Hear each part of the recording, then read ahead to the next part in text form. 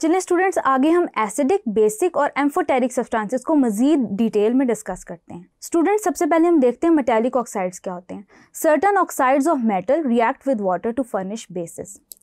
Students, यहाँ पे oxides की क्लासिफिकेशन हम इसलिए देख रहे हैं ताकि हम ये देख सकें कि कौन सी ऑक्साइड्स की नेचर एसिडिक है और कौन सी ऑक्साइड्स की नेचर बेसिक है। स्टूडेंट्स, मेटालिक ऑक्साइड्स आमतौर पे बेसिक होती हैं इन नेचर।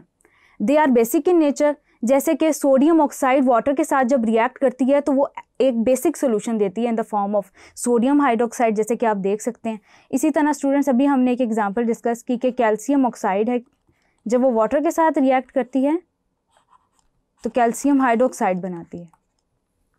इसी तरह स्टूडेंट, जो नॉन मेटालिक ऑक्साइड्स होते हैं ये एसिडिक सॉल्यूशंस देती हैं। Certain oxides of non metal which react with water to yield acids, ये एसिडिक होती हैं in nature. For example carbon dioxide, carbon dioxide जब वाटर के साथ रिएक्ट करता है तो कार्बोनिक एसिड जनरेट करता है। इसी तरह नाइट्रोजन पेंटाऑक्साइड जब वाटर के साथ रिएक्ट करता है तो नाइट्रिक एसिड जनरेट करता है, HNO3।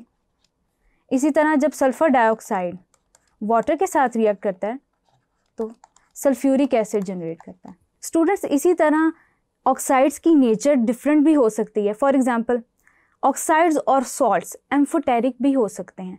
एम्फोटेरिक का मतलब ये है स्टूडेंट्स कि वो एसिड के तौर पे भी बिहेव कर सकते हैं और बेस के तौर पे भी बिहेव कर सकती है। इसी तरह अगर मैं एक एम्फोटेरिक सॉल्ट की बात कर रही हूँ तो वो एसिडिक सोल्यूशन भी जनरेट कर सकता है और बेसिक सोल्यूशन भी जनरेट कर सकता है। फॉर एग्जाम्पल स्टूडेंट्स, आप एग्जाम्पल में देख सकते हैं कि एल्यूमिनियम ऑक्साइड है।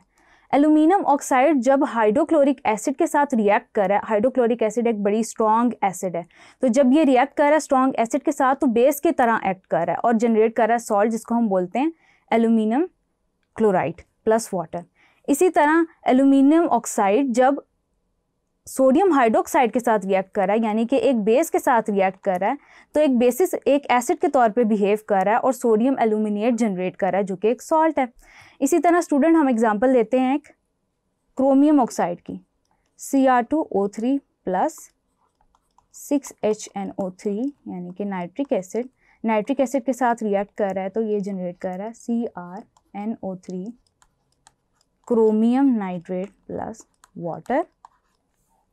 इसी तरह स्टूडेंट्स, क्रोमियम जब यहाँ पे chromium as a base act कर रहा है, जब वो एसिड के साथ रिएक्ट कर रहा है, अब यहाँ पे क्रोमियम ऑक्साइड रिएक्ट कर रहा है एक स्ट्रॉन्ग बेस के साथ as an acid to generate potassium chromate CrO2 plus water.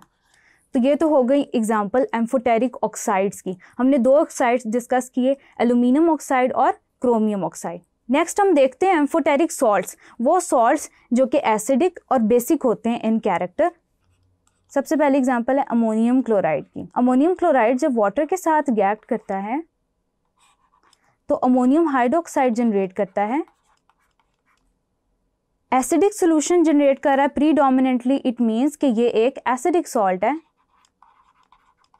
Acidic salt है।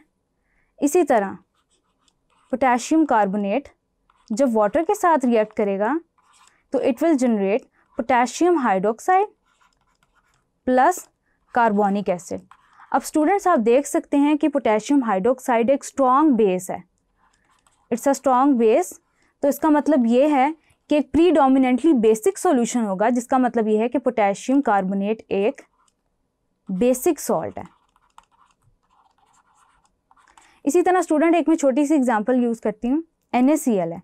NaCl जनरेट होता है as a result of reaction between NaHCl and NaOH। As a result NaCl generate होता है। अब स्टूडेंट्स, वो reaction जो कि एसिडिक सॉल्ट अकम्पनी कर रही है उसका pH वो एसिडिक सॉल्यूशन जनरेट करेगी। इसी तरह वो रिएक्शन जो कि एक बेसिक सॉल्ट और वाटर के दरमियान हो रहा है वो एक स्ट्रॉन्गली बेसिक सॉल्यूशन जनरेट करेगी। इसी तरह जो कि स्ट्रॉन्ग एसिड और स्ट्रॉन्ग बेस के दरमियान रिएक्शन हो रहा है वो एक ऐसा सॉल्यूशन जनरेट करेगी जो कि न्यूट्रल होगा, जिसकी बेसिस पे स्टूडेंट्स हम ये कह सकते हैं कि सॉल्ट एसिडिक भी हो सकती है, बेसिक भी हो सकती है और न्यूट्रल भी हो सकती है।